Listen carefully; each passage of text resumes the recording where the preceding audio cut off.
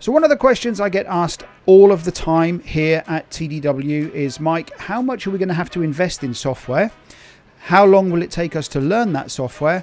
And also, are there any cheap tools out there to get us going, to get us working with S1000D? And this might be purely because some of you might just be doing internal demonstrators.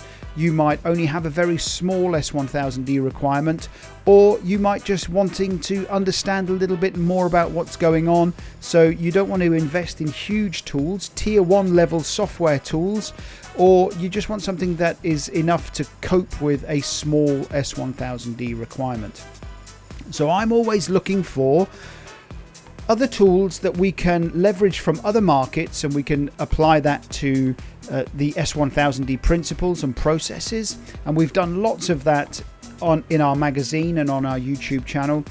But what we also look out for are for the mainstream tools that are becoming more and more supported by those that are developing functional yet cost-effective capability around adopting S1000D. One of the big barriers is how much we have to invest in software. So let's talk about a great little addition to the S1000D market, which has been passed to me by a company called Docuneering. Now, we at TDW here, we took a strategic decision a couple of years ago now to move away from our S1000D authoring and training and support away from Adobe FrameMaker to XML Spy. Now, we did that for a multitude of reasons, but really the fact is that when you're an education network like we are, and we do lots of training, lots of consulting, lots of coaching, we use pretty much the gambit of tools that are out there. And unfortunately, right now, today, if you use Adobe FrameMaker to produce S1000D, it does come with a starter kit, but it's not really robust enough to be doing anything that you would use commercially. It's a great little tool if you want to learn something, or you want to just have a play with actually writing some data modules. In fact, in the last issue of the TDW magazine, we started looking at using the starter kit to write our first data modules.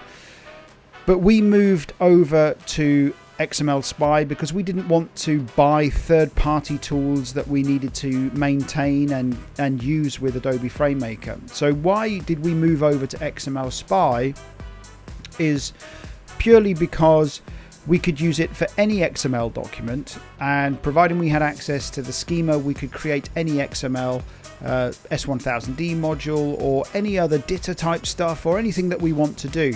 Now, of course, the problem with that is that XML Spy is a pure hardcore editor. It's something that when we do my training courses, we spend a lot of time in. We look at how XML Spy works with specifically around S1000D on our technical authoring course. It's the tool that we use.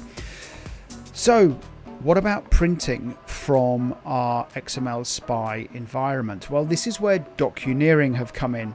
So Docuneering have a set of style sheets which they have made available to the market for a small fee that will actually work with any editor. Now, I've only tested them with XML Spy, but I'm told by the guys at Docuneering that they've tried it with Oxygen, they've tried it with a couple of other editing tools, and they also tell me that it will work with Adobe FrameMaker. So we're going to be testing those too. So let's have a look at what it is that I'm talking about here. So on my desktop, you can see that I've opened up my XML Spy, and if anybody wants to go and download these and ask for trials, they're all available. We get nothing out of you doing that. We don't have any affiliation with or relationship with the guys at Altova. But you can see here on the left hand side this project area here that comes with my Docuneering installation pack that they send you when you buy these actual style sheets from them. And what they've done, which I really like actually, is they've taken the S1000D bike data set and they've actually created style sheets for nearly all of the module types that are available. So procedural, descriptive, schedule, fault, any of those kind of things that you want to use. IPD is one area that we were having a look. But let me open up, I'm just going to open up any random document here. So I'm just going to put it into XML Spy. Now, anybody who uses XML Spy, all that's done right now is it's just gone off and validated against the XML schema that's available to us. And if you're not familiar with XML Spy, trust me, it really is not too difficult. And certainly we go through it a lot on my training courses. Now, up in Spy right now, we have something here called FO, and that's for us to do our transformations, our printed transformations. Now, if I click on that, it'll ask me what it is that I want to do. And for me, I want to create just a simple PDF. And if I click OK, off we go. Now, what it's doing is XML Spy is going off. It's grabbing those docuneering style sheets that are now available to us. And you can see that here we have a beautifully formatted document from our bike data, which has now been beautifully presented by the guys at Docuneering. Now, what I really like about these is they're quite crisp, and anybody who understands how style sheets work, you can get in here and you can change these yourselves. Now, we get nothing from you going and getting these or buying these from Docuneering. We've just said that we think it's a great add-on to the market, that you can actually go and speak to the guys at Docuneering and learn a little bit about what they're doing to help people that are new to S1000D and need to invest in some tools. They are quite clear that these are tools to get you started.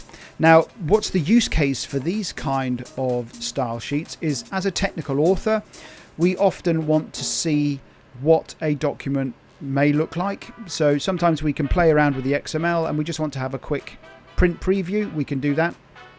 But also, another great use case for these is that if we have an engineering department or some kind of external QAer that we need to have a look, or needs to have a look at the documents that we are creating, we don't have to just send them the XML. We can send them something that they can actually read and they can actually use. So there's two good solid use cases here for these low-cost style sheets. So again, we get nothing if you want to get in touch with Docuneering and have a look at these, but I know the price, and I know that they are certainly very affordable. I can also see how some of the heavy-hitting S1000D solution providers out there might want to integrate these style sheets into their CSDBs. I can see how that would work also. So I'll put a link down below on how you can get in touch with Docuneering, and all you've got to do is fill out a form on our website, and someone at Docuneering will get in touch with you and give you a demonstration of the style sheets, and maybe ask them if they support your editor. But again, low-cost style sheets that work exceptionally well for things like XML Spy at a fraction of the cost of having to go and invest in something like FrameMaker with a third-party add-on that might cost a little bit more than what you would spend here. So yeah, give them a call, give them a shout, and enjoy.